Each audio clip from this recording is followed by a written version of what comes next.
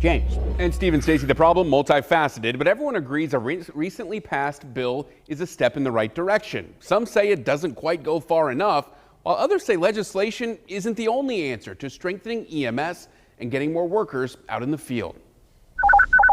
Tower 915, ambulance 913. We've introduced you to a lot of problems this week. Our ambulance will lift you right in. EMS is a tough sell. Staffing. It started out as the shock that we had that no one showed up because they didn't need to. Funding. There was no one to take over. And closing EMS departments. But how about a solution from EMS experts across the state?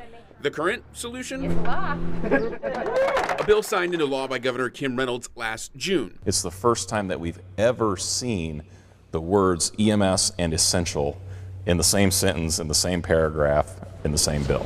The law allows County Board of Supervisors to deem EMS essential, take a tax referendum to the voters of the county, and if that passes with 60% of the vote, they can use that tax to fund emergency medical services.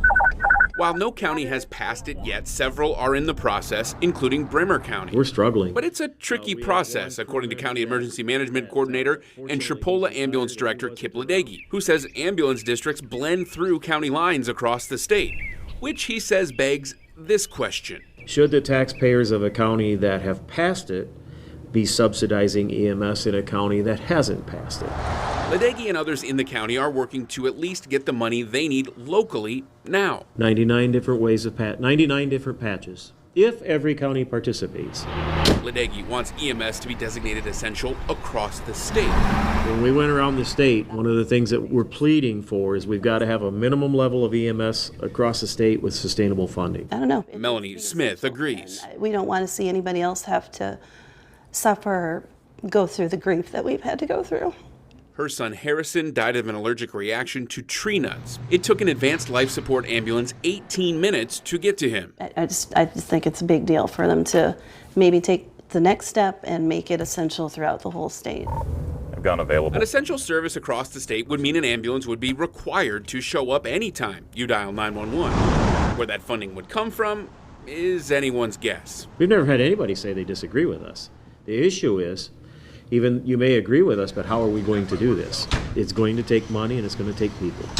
And right now, I don't know how that's going to happen. Even if the funding backed up the essential service, providers say they're not sure the state would have enough EMS workers to keep up. Our legislators could say, yep, EMS is essential statewide.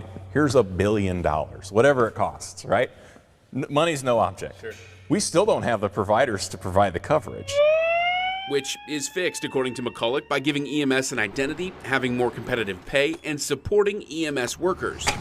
We really need to take a good hard look at what we're asking our providers to do and pay them accordingly. There's not that much in here. For volunteers, he says they need to find a way to subsidize or incentivize being a volunteer and support all EMS workers through what to expect. We need to make this a livable profession.